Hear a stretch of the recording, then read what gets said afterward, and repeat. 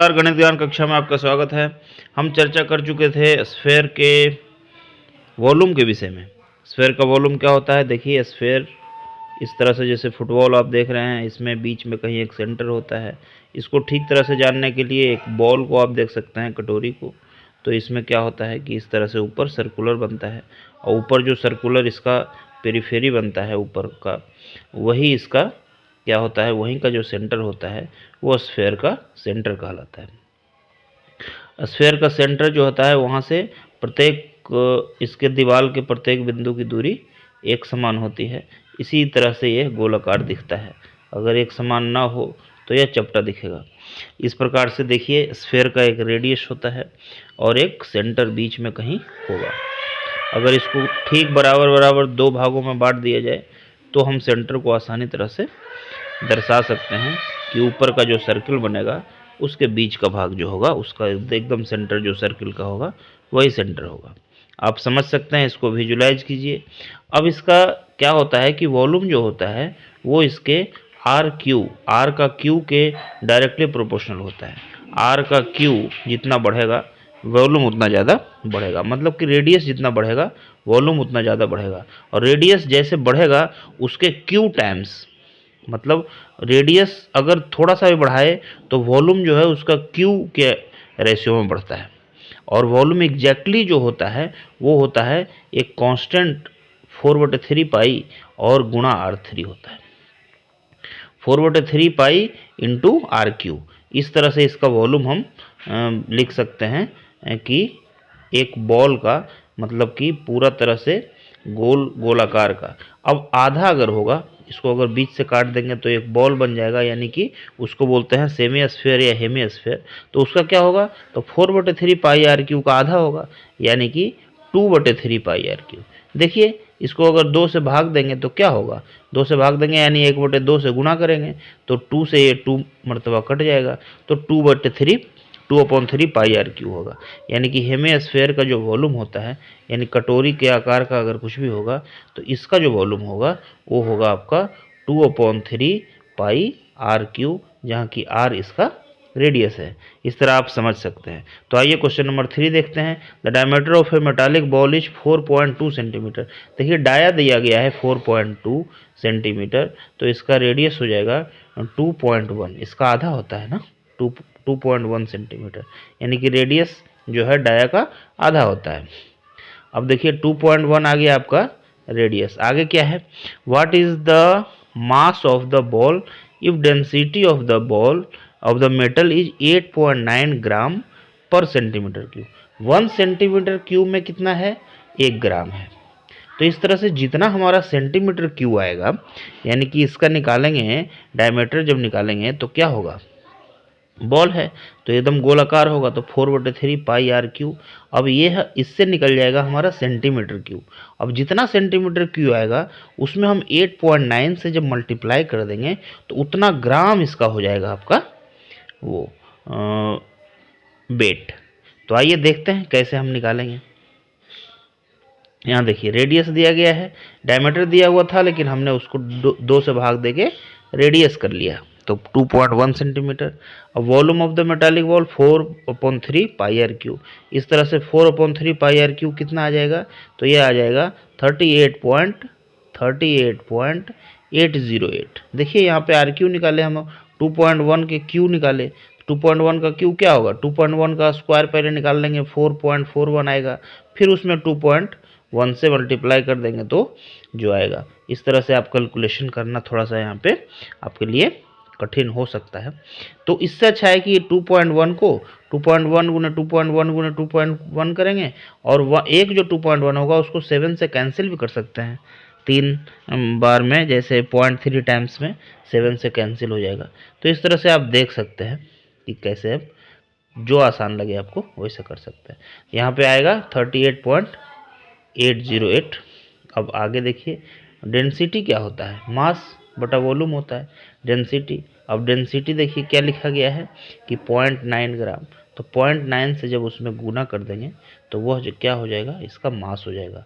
मास गुने mass is equal to हो जाएगा डेंसिटी इंटू वॉल्यूम। डेंसिटी एक बार समझ जाइए कि डेंसिटी क्या होता है कि यूनिट वॉल्यूम में आपका वेट, यूनिट वॉल्यूम में जो वेट होता है वही डेंसिटी होता है, कि weight in unit volume, that's called density. यानी कि rho is equal to mass divided by volume, weight in unit volume called density. तो यहाँ पे density is equal to mass divided by volume हो जाएगा, और मास और वॉल्यूम हो गया, तो इस तरह से मास क्या हो जाएगा, डेंसिटी इंटू वॉल्यूम, और इस तरह से आपका ये आ गया। तो 8.9 इंटू यहाँ पे कितना था देख लीजिए एक बार और क्वेश्चन को देखते हैं। 8.9 पर सेंटीमीटर क्यूब, तो 8.9 से वहाँ पे मल्टीप्लाई कर दिया 38.8 को, तो इस तरह से हमारा आंसर क्या आ गया देखिए 345.39 ग्राम्स। तो ये आपका आ गया आंसर, यानी कि अप्रोक्सीमेटली 345.39 ग्राम। इस तरह से यहाँ पे हम उसको रोक दिए। अब देखिए क्वेश्चन नंबर 4 जो है आपका, एक क्या है, the diameter of the moon is approximately 1/4 of the diameter of the earth. देखिए अर्थ और मून दोनों को देखिए, तो अर्थ का जो है डायमीटर, मान लिया कि इसका डायमीटर अगर है, इसका डायमीटर अगर लिखें हम कि कुछ भी लिख दें r बड़ा, तो इसका छोटा r, तो r बाई r जो है वो 4 है, 1/4 है of the diameter of the earth. What fraction of the volume of the earth is volume of the moon.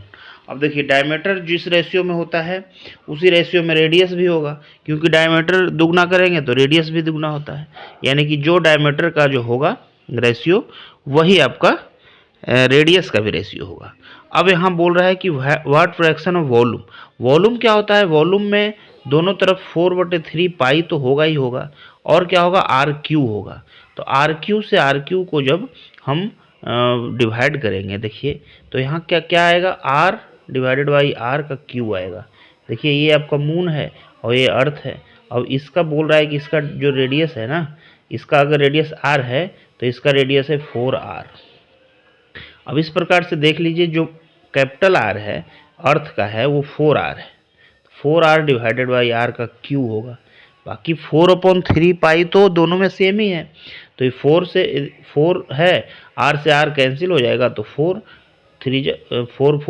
3 बार अगर मल्टीप्लाई करेंगे तो 64 आएगा, 4 का क्यूब, तो 64:1 ये आपका हो जाएगा। यानी कि जिस रेशियो में डायमीटर या रेडियस होता है उसके क्यूब कर देने से रेशियो आ जाता है। ये प्रश्न आपको बनाने की भी आवश्यकता नहीं है, सीधा आप लिख सकते हैं कि ये जब 4 के रेशियो में है, 4:1 के रेशियो में है, तो ये जो है 64:1 का रेशियो में हो जाएगा।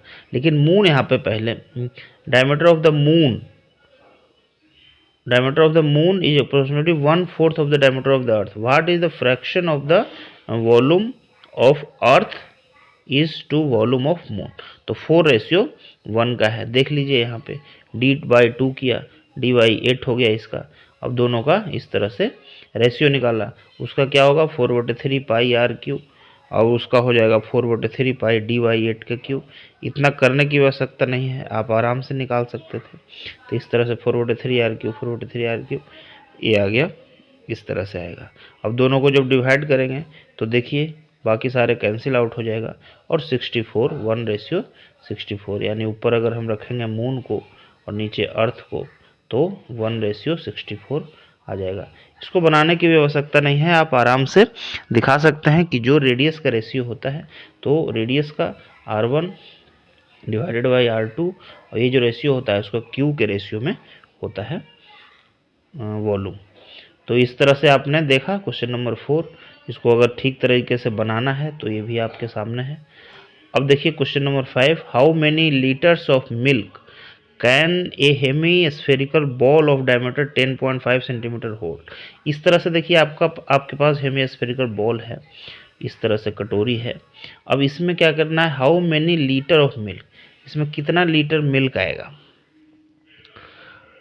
Ball of diameter 10.5 centimetre hold, diameter इसका 10.5 है, तो रेडियस कितना हो जाएगा 10.5 डिवाइडेड बाई 2, तो ये कितना हो जाएगा देख लीजिए 5 हो जाएगा, और आपका 0.25 5.25 सेंटीमीटर हो जाएगा। इसमें कितना लीटर आएगा, तो 5.25 सेंटीमीटर है। अब इसका निकालिए 4/3 पाई और फिर 5.25 का क्यूब। अब इसका कैलकुलेशन आप कीजिए, देखिए कैसे है। 10.5 है तो इसका देखिए 5.25 हो जाएगा, और वॉल्यूम क्या हो जाएगा 2/3 पाई आर क्यूब। बॉल है, बॉल में यहाँ 4/3 नहीं होगा, सॉरी, बॉल है तो बॉल में आधा होगा। जो आपका पूरा का पूरा स्फेयर का होता है उसका आधा यहाँ होता है, तो यहाँ होगा 2/3। हमने बता दिया था शुरू में ही कि बॉल का वॉल्यूम क्या होता है, तो बॉल का वॉल्यूम होता है जो आपका पूरा स्फेयर का होता है उसका आधा होता है। तो आधा यानी 1/2 से गुणा कर दिया, 1/2 से गुणा किया तो ये 4 जो है 2 से कैंसिल, तो 2/3 पाई आर क्यू हो गया। तो यह ध्यान दीजिए आप, इस तरह हो गया 2/3 पाई आर क्यू। यहाँ आर क्यू का वैल्यू निकालिए, 5.25 क्यू करना है यहाँ पे आपको, तो इस तरह से आप निकाल सकते हैं। देखिए कितना हो गया 303.1875 सेंटीमीटर की। इस तरह से आपका इसका वॉल्यूम आ गया। अब यहाँ पे क्या करना है, आपको लीटर में निकालना है। तो आपको पता है कि 1000 सेंटीमीटर क्यूब को ही 1 लीटर बोलते हैं। तो जितना सेंटीमीटर क्यूब आया है 303.1875, इसमें अगर हम 1000 से भाग दे दें तब यह लीटर में बदल जाएगा। यानी कि जो पॉइंट जहाँ पे दिया गया है 303 के बाद पॉइंट है, तो इस पॉइंट को हम 1 2 3 और खिसका लें, यानी 0.3 लीटर हो जाएगा, 0.303 लीटर हो जाएगा। तो इस तरह से आपका आंसर आपके पास है। अगर 1000 से इसमें डिवाइड करते हैं तो पॉइंट को हम क्या करते हैं, जैसे ही 1000 से डिवाइड करते हैं तो उस चीज़ का 1000 भाग कर रहे हैं हम लोग, उतने पार्ट्स में डिवाइड कर रहे हैं। तो पॉइंट जब है, जहाँ पे पॉइंट है उसके 3 डिजिट छोड़ के पॉइंट जो है, अगर आप राइट से चलें तो 3 डिजिट लेफ्ट की तरफ चले जाइए, तो पॉइंट यहाँ पे 3 के बाद है, तो 3 के बाद 0 के बाद 3 गए और यहाँ पे दिया पॉइंट। तो यह बिना आप भाग लगाए भी इसका लिख सकते हैं, क्योंकि जब 10 से भाग लगा रहे हैं, 100 से भाग लगा रहे हैं, 1000 से भाग लगा रहे हैं, तो हमें भाग नहीं लगाना है, हमें पॉइंट को सीधा स्थानांतरित कर देना है, जहाँ पे है उसके 3 प्लेस उधर कर देना है बस। तो इस तरह से आपका वैल्यू आ गया इसका लीटर में 0.303 लीटर। लीटर मतलब क्या है संबंध कि 1000 cube centimetre, 1000 centimetre cube is equal to 1 litre. और दूसरा कंसेप्ट क्या था, 1 metre cube is equal to 1000 litre. तो इस तरह के कॉन्सेप्ट को आप याद रखिए, ध्यान में रखिए, वॉल्यूम याद रखिए। और एक यहाँ पे हमने गलती किया था कि बॉल का था और हमने बताया था कि 4/3 पाई आर क्यू, नहीं, बॉल का क्या होता है वॉल्यूम 2/3 पाई आर क्यू। इसी क्वेश्चन में, जो क्वेश्चन नंबर लास्ट क्वेश्चन था 5 वाला, इसी में वहाँ पे, तो ये ध्यान रखिए आप कि बॉल का होता है 2/3 पाई आर क्यू, क्योंकि पूरा जो स्फेयर का होता है उसका आधा हो जाता है, तो इसलिए होता है। आगे हम क्वेश्चन नंबर 6 7 लेकर आएंगे। तब तक के लिए नमस्कार, धन्यवाद।